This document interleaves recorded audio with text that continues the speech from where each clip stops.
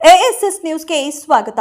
ಕೋಲಾರ ಜಿಲ್ಲೆಯ ಶ್ರೀನಿವಾಸಪುರ ತಾಲೂಕಿನ ಜೆ ತಿಮ್ಮಸಂದ್ರ ಗ್ರಾಮ ಪಂಚಾಯಿತಿ ಅಧ್ಯಕ್ಷರಾಗಿದ್ದ ನಾಗೇಶ್ ರೆಡ್ಡಿ ರಾಜೀನಾಮೆ ನೀಡಿ ತೆರವಾಗಿದ್ದಂತಹ ಸ್ಥಾನಕ್ಕೆ ಇಂದು ಚುನಾವಣೆ ನಡೆದಿದ್ದು, ಜೆ ತಿಮ್ಮಸಂದ್ರ ಗ್ರಾಮ ಪಂಚಾಯಿತಿಯಲ್ಲಿ ಜೆಡಿಎಸ್ ಬೆಂಬಲಿತ 13 ಸದಸ್ಯರು, ಕಾಂಗ್ರೆಸ್ ಬೆಂಬಲಿತ ಸದಸ್ಯರು 4 ಸದಸ್ಯರಿದ್ದು, ಜೆಡಿಎಸ್ ಬೆಂಬಲಿತ ಅಭ್ಯರ್ಥಿಯಾಗಿ ಶಂಕರರೆಡ್ಡಿ, ಜೆಡಿಎಸ್ ಬಂಡಾಯ ಅಭ್ಯರ್ಥಿಯಾಗಿ ರತ್ನಮ್ಮ ಹಾಗೂ ಕಾಂಗ್ರೆಸ್ ಬೆಂಬಲಿತ ಅಭ್ಯರ್ಥಿಯಾಗಿ ಸುಮಂಗಲ ನಾಮಪತ್ರ ಸಲ್ಲಿಕೆ ಮಾಡಲಾಗಿದ್ದು, 3 ನಾಮಪತ್ರಗಳು ಅಂಗೀಕಾರವಾಗಿರುತ್ತದೆ.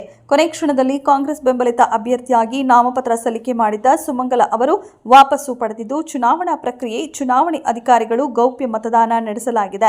ಜೆಡಿಎಸ್ ಬೆಂಬಲಿತ ಅಭ್ಯರ್ಥಿ ಶಂಕರ್ ರೆಡ್ಡಿ 10 ಮತಗಳನ್ನು ಪಡೆದು ಜಯಶೀಲರಾಗಿರುತ್ತಾರೆ. ನೂತನವಾಗಿ ಅಧ್ಯಕ್ಷರಾಗಿ ಆಯ್ಕೆಯಾದಂತಹ ಶಂಕರ್ ರೆಡ್ಡಿ ಮಾತನಾಡಿ, ನಾನು ಅಧಿಕಾರದಲ್ಲಿರುವವರೆಗೂ ಪಕ್ಷಾತೀತವಾಗಿ ಕೆಲಸ ಮಾಡುತ್ತೇನೆ. ಎಲ್ಲ ಗ್ರಾಮಗಳಲ್ಲಿ ಮೂಲಭೂತ ಸೌಕರ್ಯಗಳಿಗೆ ಮೊದಲು ಆದ್ಯತೆ ನೀಡುತ್ತೇನೆ. ಮಾದರಿ ಗ್ರಾಮ ಪಂಚಾಯಿತಿಯನ್ನಾಗಿ ಮಾಡಲು ಶ್ರಮಿಸುತ್ತೇನೆ ಎಂದರು. ವರದಿ Arun Kumar, HM, ASS news.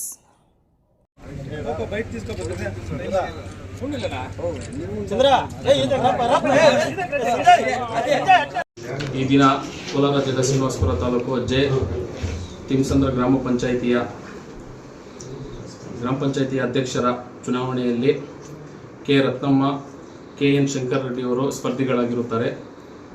ಒಟ್ಟು ಮತಗಳು 16 ಇದ್ದು, ಸದರಿ 16 ಮತಗಳಲ್ಲಿ ಕೆ ರತ್ನಮ್ಮರವರು 6 ಮತವನ್ನು ಪಡೆದಿರುತ್ತಾರೆ. KN ಶಂಕರ್ ರೆಡ್ಡಿ ಅವರು 10 ಮತಗಳನ್ನು ಪಡೆದು ಜಯಶೀಲರಾಗಿರುತ್ತಾರೆ. ಈ ಒಂದು ಚುನಾವಣೆ ತುಂಬ ಯಶಸ್ವಿಯಾಗಿ ಮಾಡಿಕೊಟ್ಟಿರೋರು ಎಲ್ಲರಿಗೂ ಧನ್ಯವಾದಗಳು. 16 ಜನ ಹಾಜರಾಗಿರ್ತಾರೆ. 16 ಜನರಲ್ಲಿ ಶಂಕರರೆಡ್ಡಿ ಮತ್ತು ರತ್ನಮ್ಮ ಅವರು ನಾಮಪತ್ರ ಸಲ್ಲಿಸಿರ್ತಾರೆ.